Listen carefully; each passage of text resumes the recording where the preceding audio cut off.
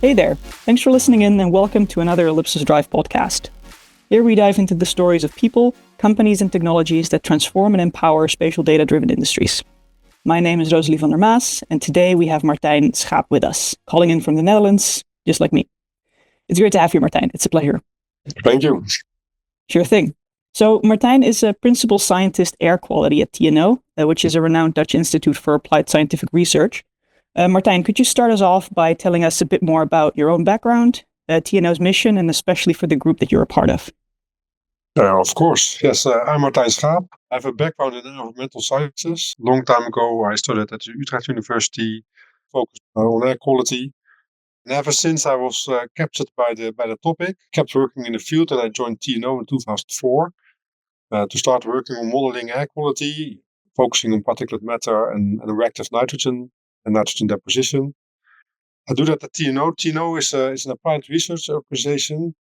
It is therefore actually one of a kind. It has a mission to bridge between fundamental science, so the science that's being performed at universities, and towards societal applications. And societal applications can be in industry, but it can also be for the better use for society, in case of environmental sciences, where I'm working in. And at TNO, I'm working in the department Air Pollution and Emissions Research. And there we basically focus on air pollution and climate change in a general sense. And that's actually motivated by the fact that emissions to air play a key role in the largest societal challenges of the 21st century, namely climate change, human health, and biodiversity loss. And we are looking in these topics to develop modern monitoring systems to inform policymakers about the current state of the atmosphere and those themes. We inform them about the responsible sectors and about the effectiveness of measures.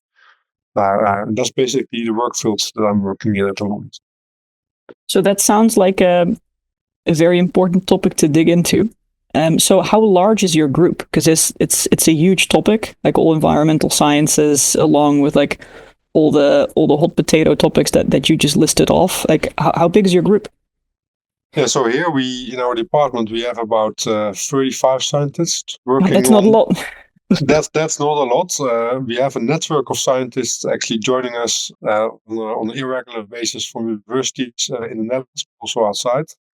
I'm connected to the Free University of Berlin, where I have a one-day-a-week professorship, where we also develop air quality models with a group of about 7 researchers. But of course, we don't do this research alone. We basically collaborate with a lot of international partners that have their own specialisms. And in all kinds of European projects and collaborations, we try to move forward to improve our knowledge and our products that we actually produce for stakeholders. So what are some of the products that you produce? Like I know that the nitrogen deposit map is one of them. There's a specific air quality product out there as well. Could you tell us a bit more about the products that TNO and your group there is putting out in the market for use? Yeah, so we try to cover the whole chain between the origin of the air pollutants or the greenhouse gases, so that's the emissions, and how they actually are being transported, transformed, and deposited from the atmosphere towards the surface. And that basically means that we have products on emissions. So we produce a part of the national emission inventory for the Netherlands. We produce European emission maps for greenhouse gases and air pollutants that we actually make available for all European modeling teams on air quality. So that's widely used. We develop our own model system for air quality and for emission inversions called LOTOS-EUROS. And we are one of the few institutes that actually having their own developed model system. And that system is open source. So we apply it ourselves for all kinds of research projects, but also for policy support projects, where we try to answer the questions of the Dutch, the German, or the European government on air pollution issues. And what we try to do with that model is that we provide operationally all kinds of analysis and forecasts. So you can go to the website of TNO, but also to the website of the European Copernicus Atmosphere Surface, for instance. And you can find on a daily basis forecasts for air quality, source enforcement information. So where does the air quality come from? Who's responsible? These kind of products are provided operationally. And in terms of nitrogen deposition, which is a very relevant topic in the Netherlands at the moment, it's a hot topic. We will talk about it a bit more in this podcast. But we do, on a project basis, we try to make nitrogen deposition maps for Europe, but also for Germany and the Netherlands in particular, provide those to customers and other researchers. So the first project you mentioned is in production, like you said. It's a production-worthy service that is being supplied to the Dutch government, but also other governments in Europe. Does that also go global? Yeah. So this topic is, of course, not bound by the boundaries of the countries. So air quality, nitrogen deposition, and greenhouse gas emissions are a worldwide relevant topic. And you see that we are now in the phase that we are more and more starting to work for agencies and projects that are actually tackling air quality or nitrogen outside of Europe. So we are working in the Middle East. We have been doing projects from South America and the United States. So the direction is that we are going more and more global. Makes sense. Like I've always found this product like very interesting. Like it's like a weather report, but then for air quality, giving you the information on why is the air quality as it is, what are the sources of this, how can you act on this? Like it feels like very actionable piece of information. And how long has this been available from the TNO side? Like how many years has this been in the market?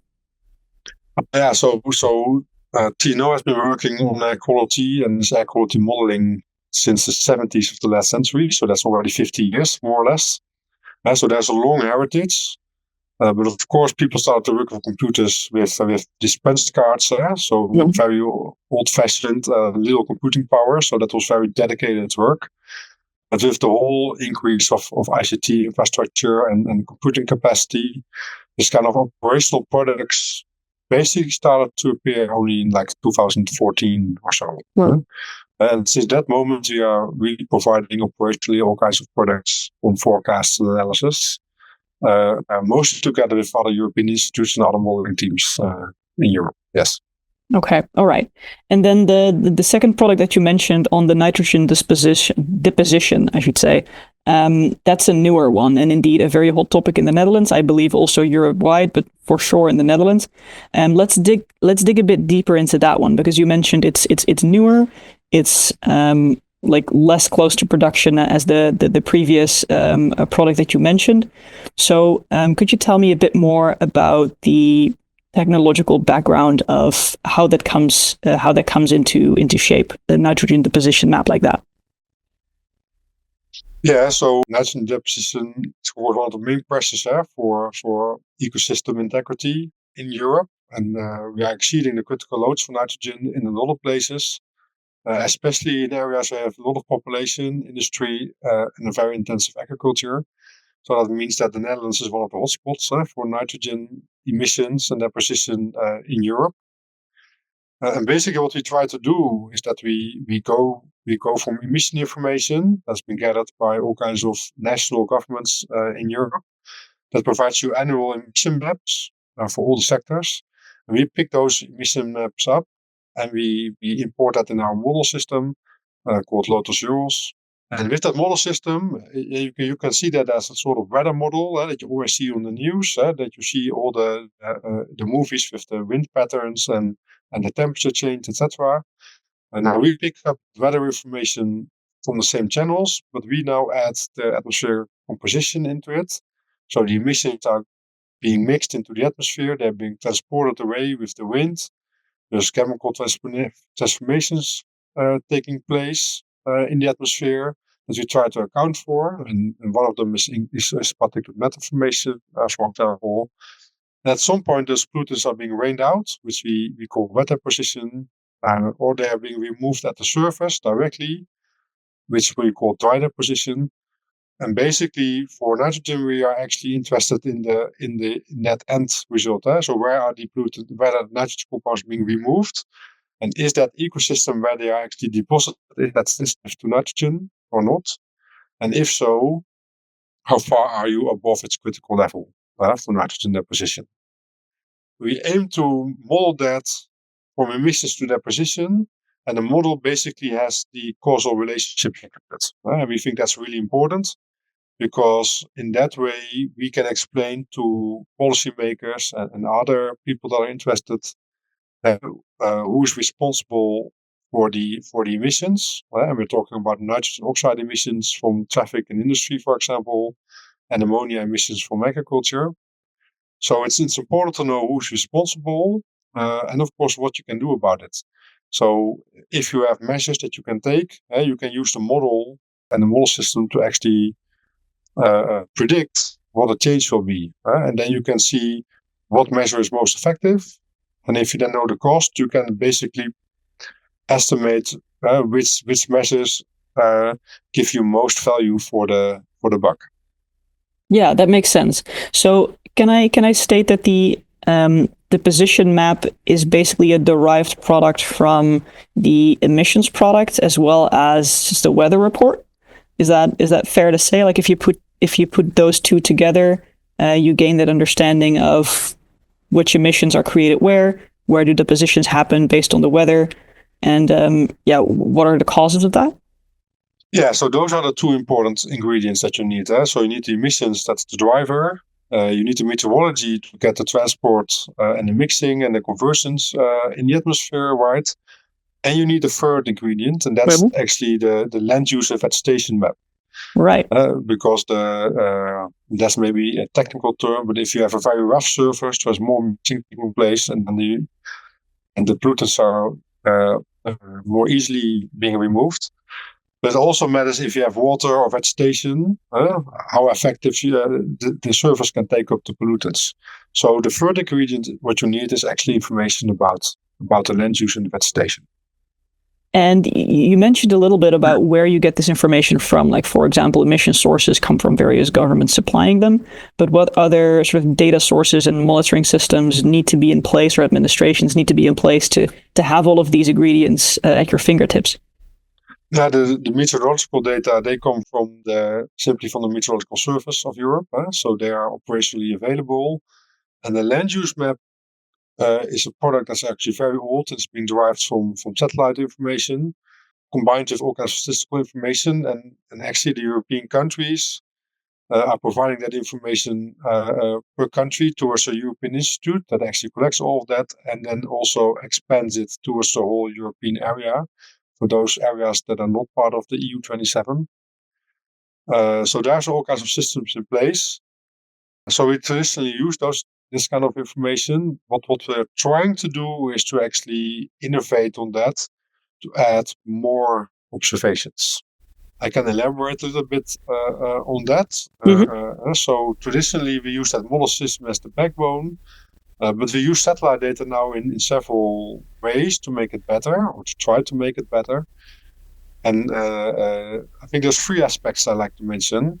First of all, there's now all kinds of satellite instruments flying around that are actually looking down, and you can derive the amount of nitrogen dioxide and the amount of ammonia in the atmosphere from those satellites.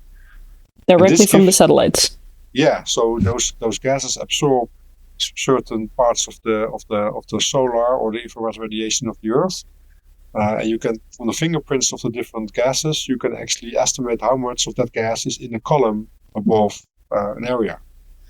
And the resolution of those satellites has been increasing over the last 20 years or so that you now can actually get quite high resolution maps of the total amount of these nitrogen compounds in the atmosphere.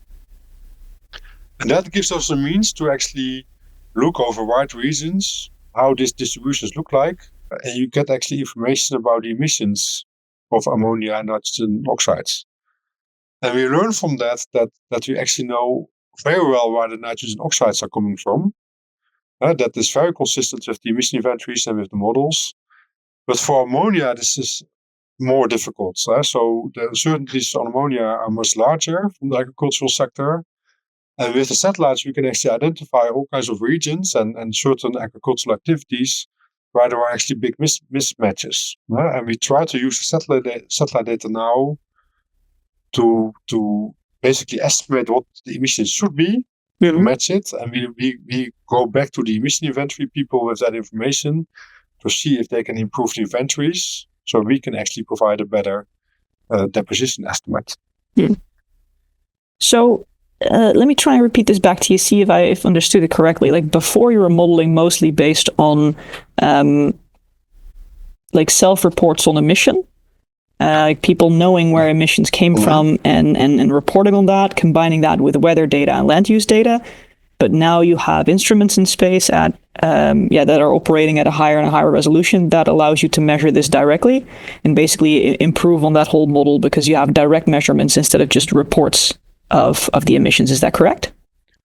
Exactly, and because sounds like a huge leap forward then.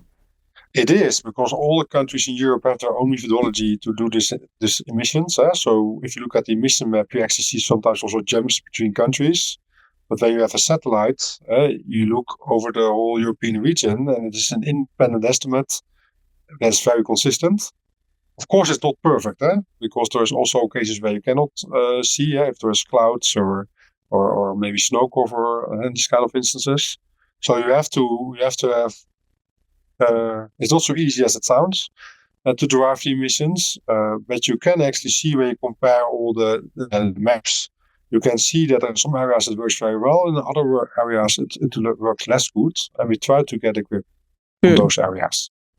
And is that something that is also politically sensitive? Because I can imagine like it is a hot potato topic in the entire world, Europe included and the Netherlands included.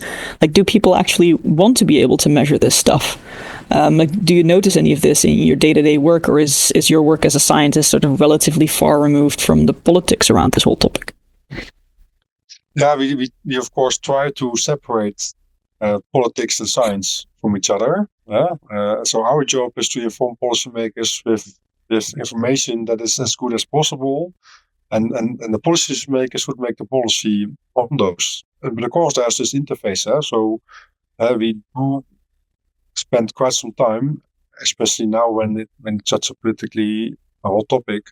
We spend quite some time on actually elaborating on what's the background of the nitrogen deposition, where does it come from, how is the system working, and what could you do about it? But we try to give that information and leave then actually the policy making, the decisions, and how to weigh certain interests to the policymakers. Do they want to know? Yeah, in principle, yes. Everybody most people would like to use. They would like to base decisions on the best available information. So there's a large interest in that. Of course, there is people with another interest. That's of all times. Yeah, and in a way, there's also sort of a technology push. There's also technology development that's going on, and even if you may not even want that the measurements are being available, the fact that there is an instrument flying in space is actually making it happen. So we can look over the whole world. What are levels of NO2 and ammonia with these instruments? If you like it or not. I see. All right. Yeah, I think personally it's a very powerful thing, but I can indeed imagine that there are organizations who like, well, that's a level of transparency I wasn't quite prepared for yet. But it is indeed also a technology push, and I personally think it's one for the better. But yeah, these are some advanced analytical tools, and you already mentioned a couple times. Like, yeah, it's not as easy as it may sound. How do you get such advanced analytics products in the hands of end users? Like, how do you translate something, and what does that chain sort of look like? Yeah, so for air quality with the operational forecasts and analysis, that's basically being handled by an open source service where you can go to the internet. When it comes to the nitrogen deposition maps, it's like a product that people like to have on like an annual basis. As good as possible map. So it is much more being organized at an ad hoc basis in projects. And in that sense, not a lot of people know that we have this product. And that means that the use is actually it's partly restrained to the people we know from our network. So it goes via the networking activities that we do and then the collaborations that we have. There's one exception, and that is that we actually do this nitrogen mapping for the German government. And in Germany, we have the data set that is actually on a higher resolution with some natural input data for Germany is on a website openly available. And and it's being advertised for use also in Germany. It's been included in the whole permitting process within Germany. So it provides the background information for all permit acquisition processes for infrastructural projects or for new industrial or agricultural activities in Germany. So there's a lot of use of that data set for economic purposes then also. But because it's openly available, you actually see that all kinds of people that use this data as input, like research on greenhouse gases or water quality or ecosystem integrity, they're actually downloading the data set and they're using it. And we are not even always aware that people are using it. That's as soon as data is truly open and available to the public, like many more use cases are often sort of surfacing. So is that something like that open data policy that currently is implemented within Germany? Is that also an ambition for like all of the data that is available for the other countries as well? Is that on the roadmap? Is that something you're working towards? To see this, I'm actually very happy that we now have a European map that's openly available, because you simply generate more impact. We have open data and more people using your data, and we hope that people come back with user requirements or questions, because that will help us to make it better.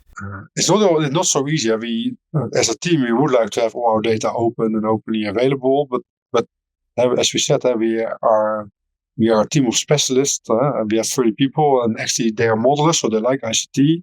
Well, but the developments in this kind of internet products or web map services, all this kind of systems to make this data openly available, it's going so fast that it's very difficult for us to actually follow that. So that our actually partners doing this with their main focus actually of great help to make that happen.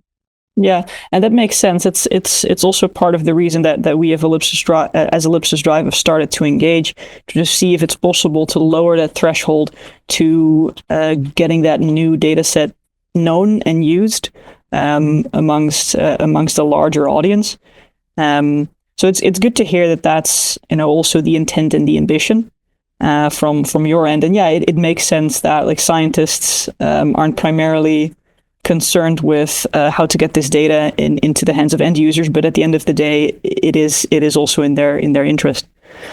So looking forward to like the key deliverables of this calendar year, what is on the roadmap for you guys? Is it about improving data sets? Is it about improving usability? Something completely different? A combination thereof? Like what's ahead for you guys? Yeah, so we are mostly focused on getting the products better for our users. So we are working now intensively to improve the use of satellite data. So trying to get a better grip on ammonia emissions by using satellite information, and also actually trying to integrate more remote sensing information about the vegetation itself. Mm-hmm. And on the activities of farmers. So you have new products where you can actually see when farmers are manuring fields, or when they are working on the fields. And we actually try to couple that to the emissions to actually resolve the emissions under which weather conditions do they take place, and that actually determines where the nitrogen is then being transported to. So this is technically what we're working on. I think also very noteworthy is that we are going to try and to make a reanalysis product for the last 25 years. So we like to take the currently available information over a long time series, so that we for the first time get a 25-year reanalysis of nitrogen deposition across Europe. So this is something we hope to have done by the end of the year, and otherwise it will be early 2026. Right, sounds like a really great ambition in terms of the usability of this data set and indeed making it even more actionable. What are the expectations as to opening up this data set for indeed broader use, like is currently spearheaded in Germany? Is there a specific roadmap there as well, or to a lesser degree? Yeah, it is there to a lesser degree, yeah, but we hope that we can make this data set also at the European level openly available. We have to see if we can actually include this source attribution in it, so the information about who is actually responsible for that nitrogen deposition. But that's not so easy because with different users, they always have different questions on the region or the countries or the sectors that are actually contributing. So we may have a very simple information product there. But it would be really nice if you could actually host that on web app servers and with an API to actually download the data for different parts of the domain. That's on our wish list, and I hope we will succeed to generate that this year. Yeah, I agree. I think that would be a very powerful thing. So let's make that a goal and something to look forward to. Sounds great. So yeah, looking at the time, it is time to wrap up. So yeah, on behalf of our listeners, thank you so much for sharing your story and your insights. And if you're tuning in and you'd like to know more about the projects that have been mentioned, we'll leave some links in the description so you can find all the resources that you're looking for. So for now, thanks for being here with us today, and until the next one. Thank you very much.